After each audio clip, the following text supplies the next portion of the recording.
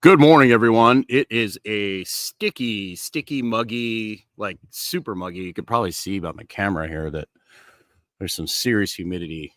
Yeah, I just made it worse. There's some serious humidity here. Yeah, look at that. That's awesome.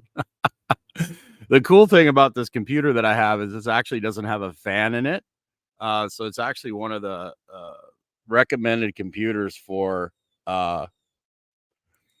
not for being in like humid climates. Is one of the reasons I bought it. So it's really funny. So as you can see by the video, it's muggy here. We had a big storm roll through last night, and it feels like you're walking through pea soup.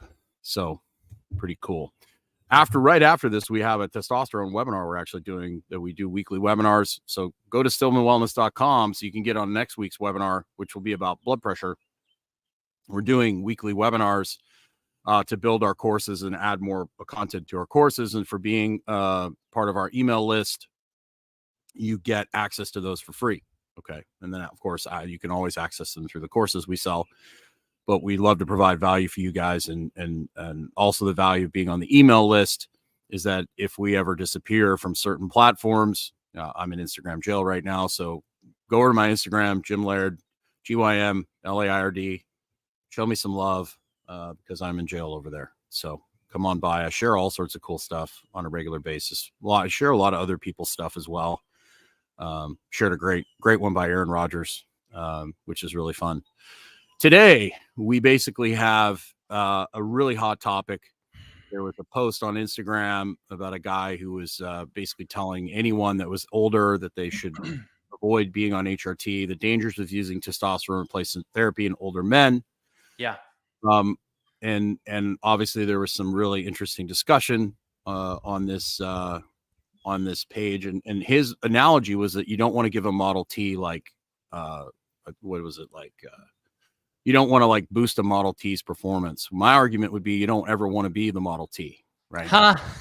And so here's the caveat. I would say I've seen thousands of people abuse testosterone. Like, I mean, abuse and not have the negative side effects that these guys had that were not catastrophic. A lot of times the catastrophic consequences that come from abuse of testosterone are related to other things and behaviors that come with the testosterone abuse. So right. It's the classic question: do flies cause garbage? Correct. So my thing would be, okay, so even in the 1950s, you're looking at the average man's testosterone over 1,000, okay, or 800 and up. Now the average man's testosterone is 300. We've got 20-year-olds with 200.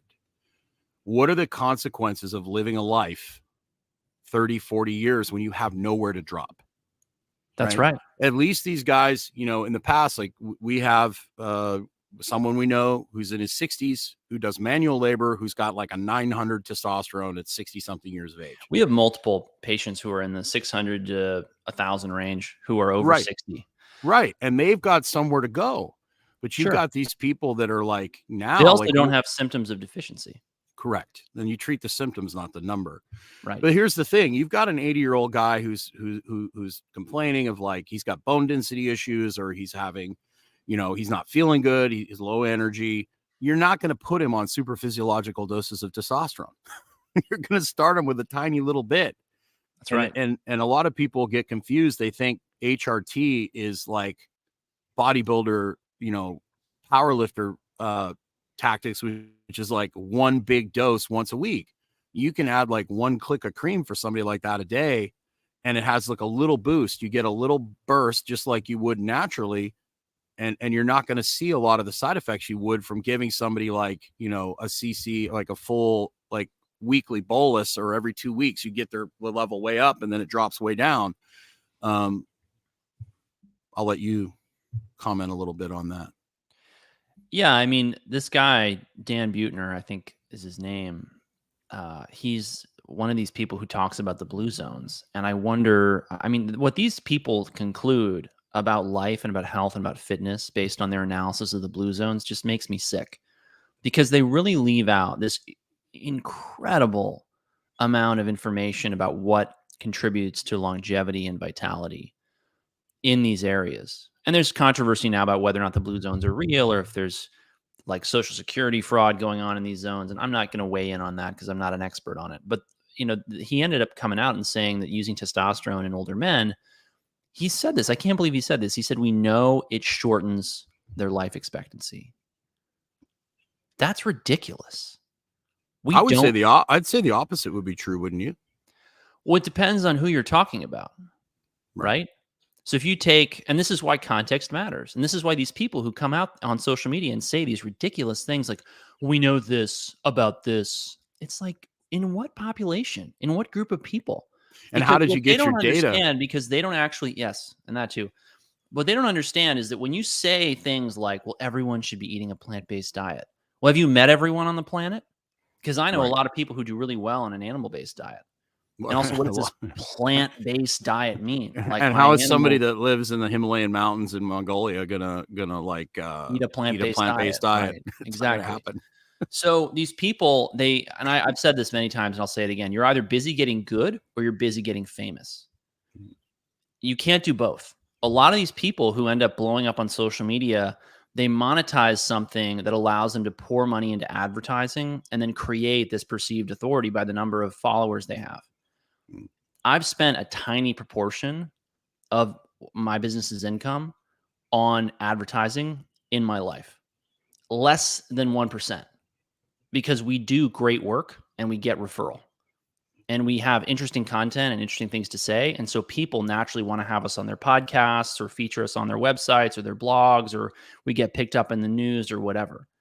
And that's the difference between people like Jim and I, and somebody like who basically just astroturfs their credibility by monetizing something. And a lot of the times this ends up being that their narrative fits into a narrative that someone's got an agenda to push.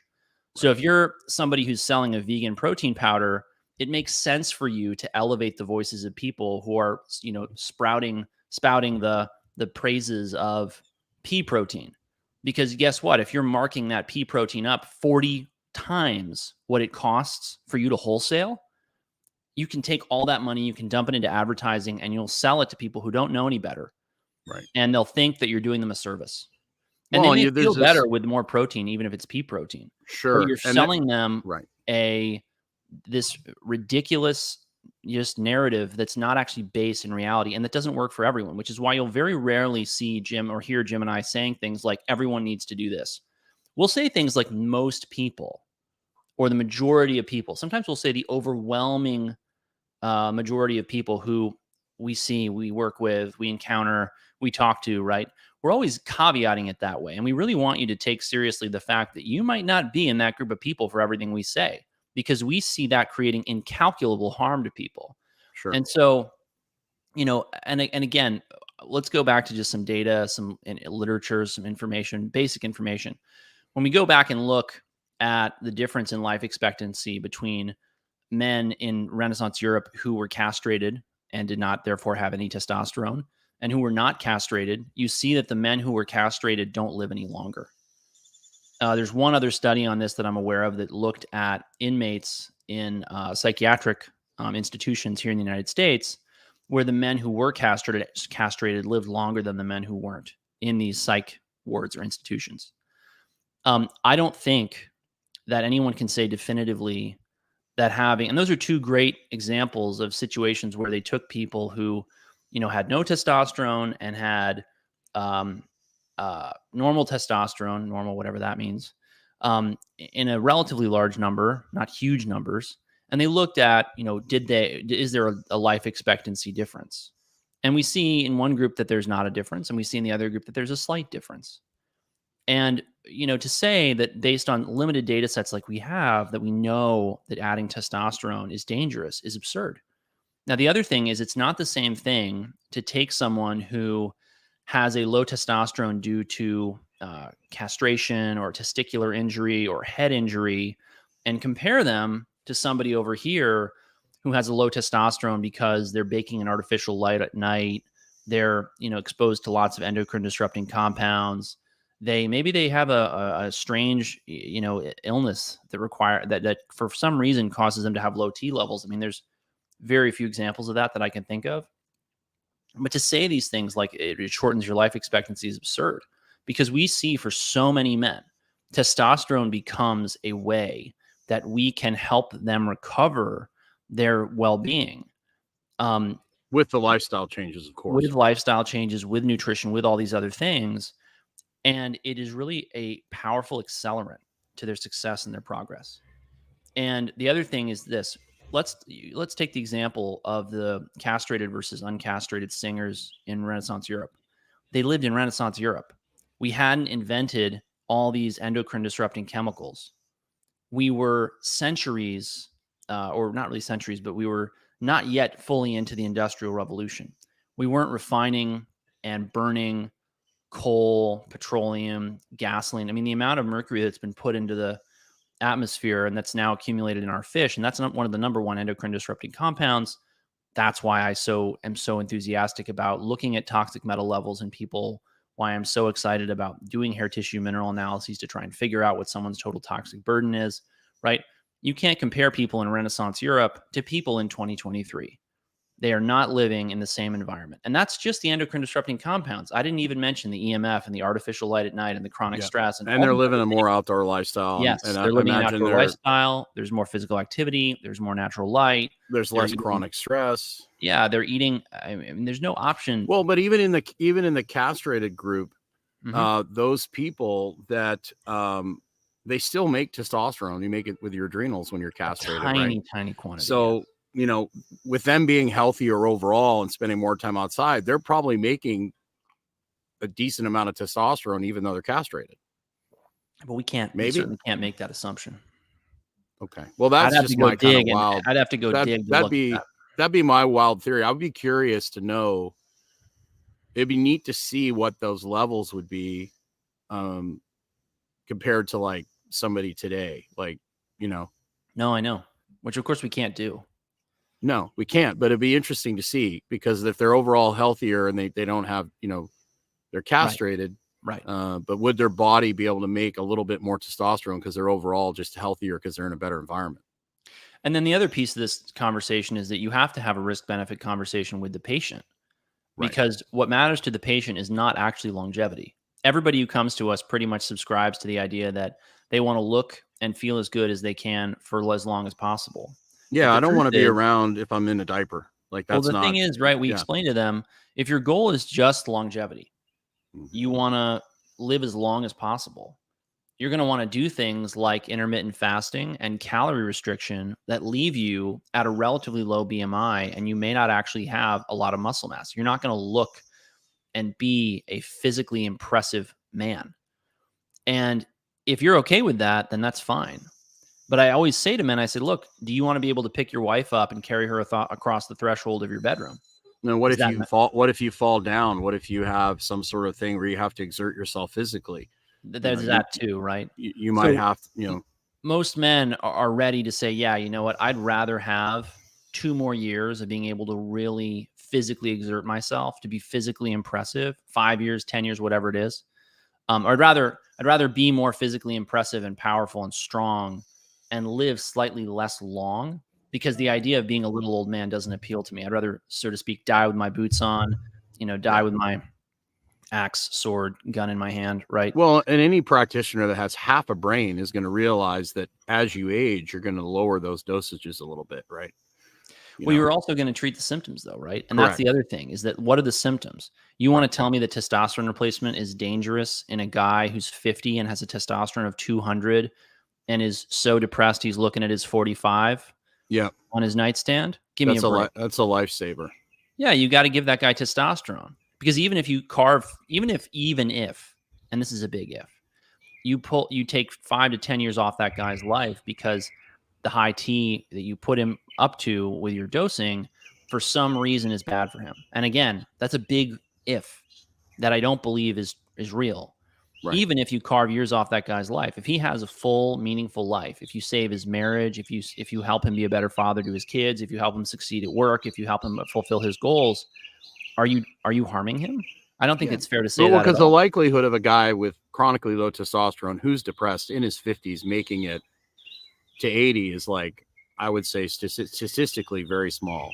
Like if you're that depressed and you're to the point where you're struggling to get out of bed and you're using caffeine and stimulants to keep going, like a lot of the people that I talk to that are like, I don't have any energy, and then they get on testosterone and they're able to come off the Adderall, they're able to come off the modafinil, they're able to come off all these other things. Yeah.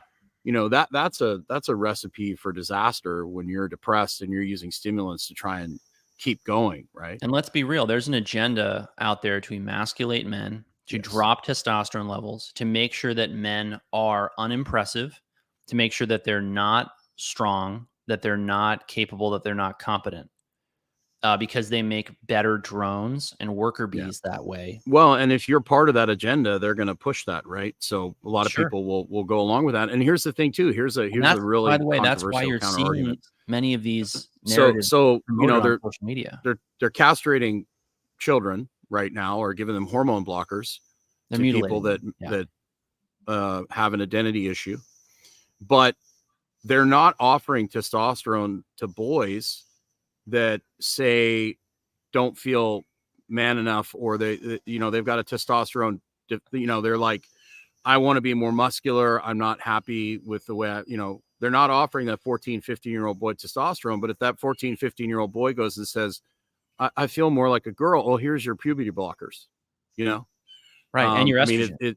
And your estrogen. We'll give you estrogen and puberty blockers. But if you're a boy and you don't think you have enough muscle mass, you'd like to be a little more muscular, we're sure as heck not going to give you testosterone. So it's really wild. It makes no logical sense. It betrays the fact that it's an agenda. So if you like our content, please like, share.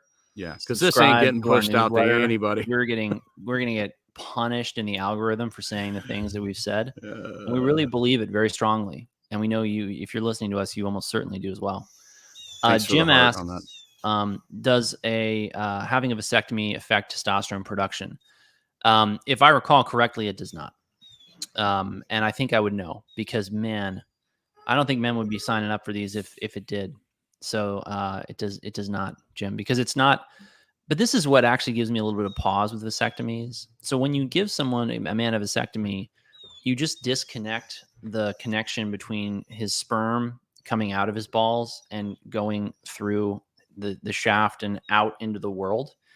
And so instead, the sperm get ejaculated, so to speak, into the scrotum. And then your immune system basically comes in and mops it up as if it was like, an accident on aisle 12 in the grocery store. An invader. And that makes me uncomfortable. I don't know why it makes me uncomfortable. But if you've had one, I definitely wouldn't stress about it. I think I wouldn't stress about it. You're going to be okay. You just I just can't help but wonder, what is this somebody's going to take this as a clip of you saying shaft and all that. It's going to be looped. Dr. Stillman talking about shaft. It's like there's a real here's why I say this, right? When we study the effects of surgeries, drugs, whatever, the people who have a vested interest in doing it are going to try and study it for as short a time as possible, not the period of time that you're going to live with it. And if you can't prove that it's dangerous within that window, then no one's going to stop you. So like cell phones are a great example of this, right?